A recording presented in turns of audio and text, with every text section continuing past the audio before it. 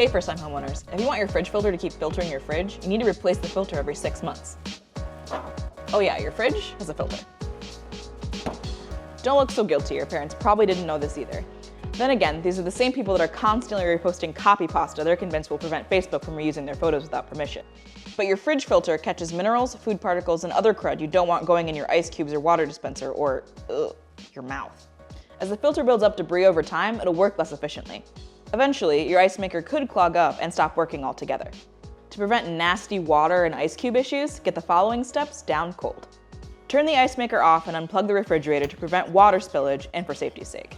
Find the filter. The location and orientation of your fridge filter will vary depending on the model of the refrigerator. For some, it'll be along the front and bottom of the fridge. For others, it'll be inside. Some are installed horizontally, others vertically. Remove the filter according to manufacturer instructions for your fridge and filter, which will likely involve simply unplugging the filter or turning it counterclockwise to unhook it. Remove any protective seals from your new filter. Install the new filter, again, according to manufacturer instructions for your fridge and filter. Plug the fridge back in, turn the ice maker back on, and reset your water filter alert if your fridge has one.